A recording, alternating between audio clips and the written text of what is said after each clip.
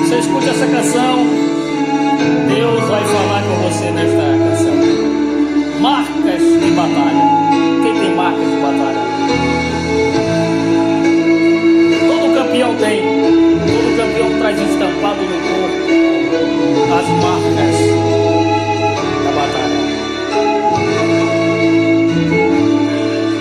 Pra saber quem sou, pra mergulhar dentro de mim, só mesmo Deus do céu, pra vasculhar as minhas emoções e escanear a alma. Somente Ele que sabe de tudo, sem pôr no papel. Porque o meu futuro já é o que Deus tem pra mim, não o que meus inimigos querem. E Ele antecipa o remédio quando eles me ferem. Na hora que eu sou atingido, esse remédio sara meu coração. Meu coração. Chorar? Chorar eu choro sim, porque além das emoções o Santo Espírito de Deus me quebrantou.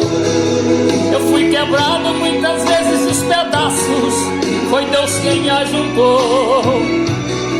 Já fui ferido, mas desse período Jesus por mim lutou.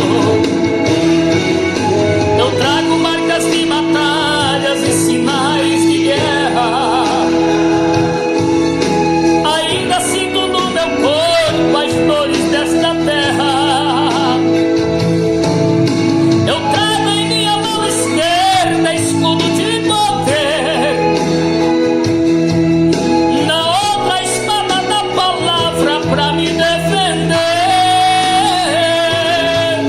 Se não puder lutar de pé, eu me ajoelho e oro. Se não puder sorrir, enquanto eu choro, Jesus me vê chorando e vem me socorrer.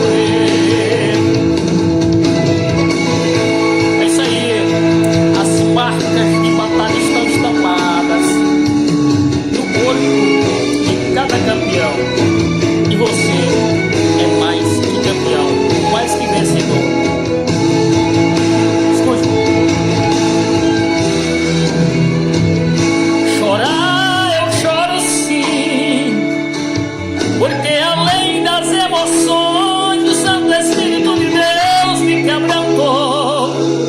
Já fui quebrado muitas vezes os pedaços, foi Deus quem ajuntou. Já fui ferido, mas nesse período Jesus por mim lutou.